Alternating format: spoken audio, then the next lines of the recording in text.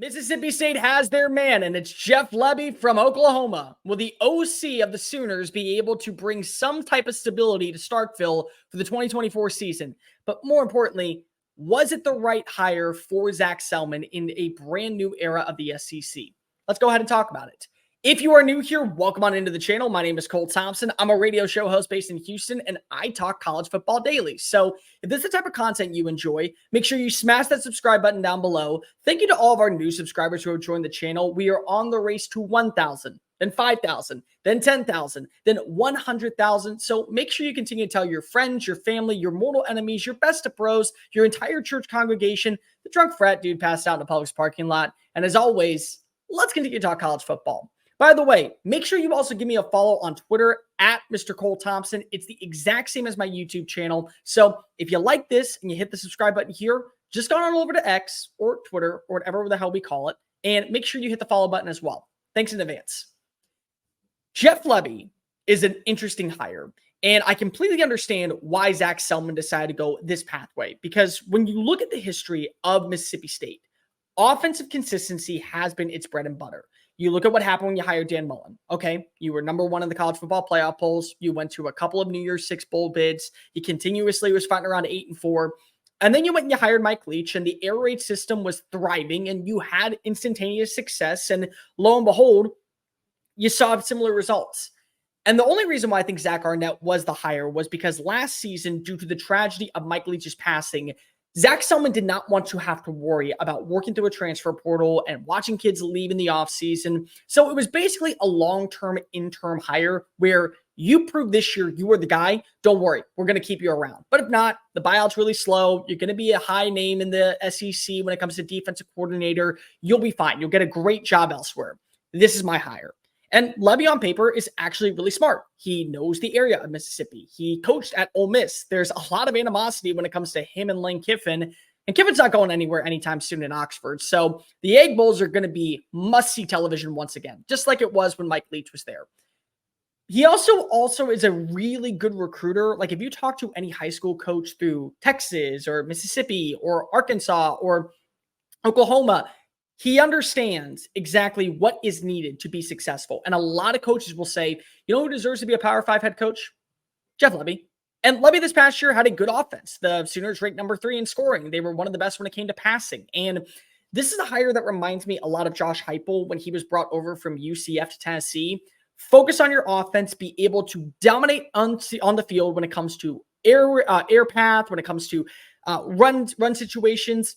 And what's really interesting is that a lot of people think that because of the offense is really predicated on the passing attack, that Ole Miss and Tennessee are great powerhouses when it comes to passing. They really are good on the ground. And I think that that's something that is needed in Starkville. You need to have a great running back that can move the sticks and keep drives alive. And in my opinion, that's what makes this a good hire. But also, I do think that if you brought in a group of 5 head coach that probably already had a little bit more experience, also understood the lay of the land of what it takes to call certain plays, trust your coordinators to make the right jobs, that would have been a little bit better.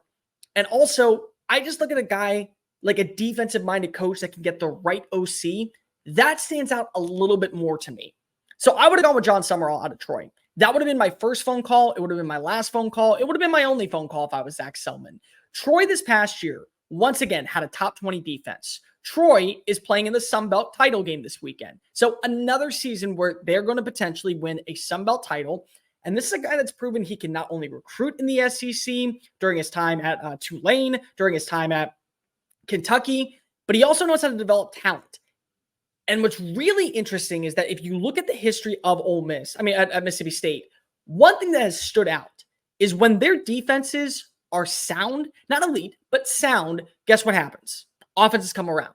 It's a lot easier to find a great offensive mind that's up and coming that can go ahead and add in the proper quarterback, the right receivers, and the right play calling system than it is to find a defensive-minded coach that can go ahead and hold opponents to 20 points a game. Like you have to be able to hold a team like Alabama or a team like LSU or a Florida State or a Texas A&M to 20 points a game. And if you do that, your offense stands a chance.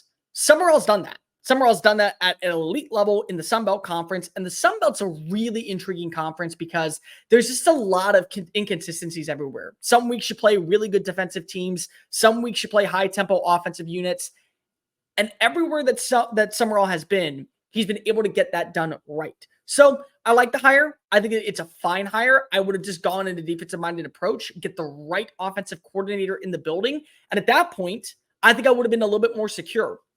I was at Texas A&M's introductory press conference yesterday for Mike Elko. And the one thing that you continue to hear from Ross Bjork, from General Mark Welsh, the interim president, was if we get a defensive-minded coach that can turn the offense around, we're in a very good spot, because that's what happened at Georgia and that's what happened at Alabama.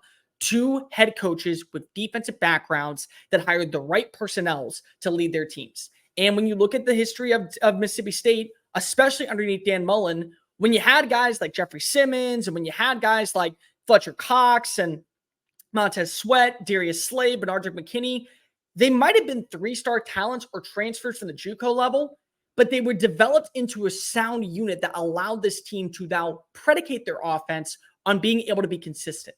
Dak Prescott was a factor for the Bulldogs when he was there, but the defense really was the tone setter, and that was an area where Mullen doesn't get enough credit.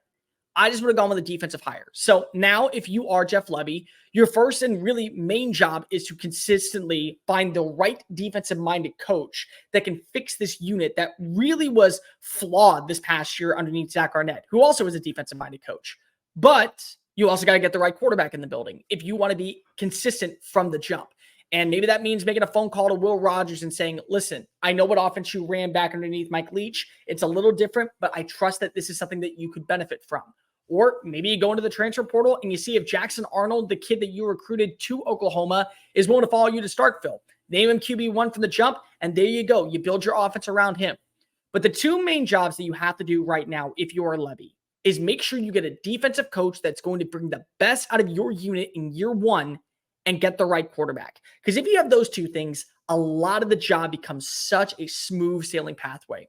It's a B hire, maybe a B minus hire for me. Not the best hire, not the worst hire. I just think John Summerall was made for Mississippi State. I think this was a job that he would have crushed. And I hope one day he gets that opportunity to be a Power 5 head coach because he's earned it. But Jeff Lebby is now coaching in Starkville. And I can tell you this much. The Egg Bowl is going to be interesting. College football offenses are going to be really intriguing. And if there's any bit of success, like he is the next clone of, say, a Josh Heupel, we're going to be talking about the Bulldogs in a positive light. Is it going to be the right hire? Let's come back in 3 years and talk about it. Thank you so much for watching that video. Don't hit the X button yet. Make sure you hit subscribe to keep up with all of our daily content found on Just Saying It and anything else that we post on this channel. Bye.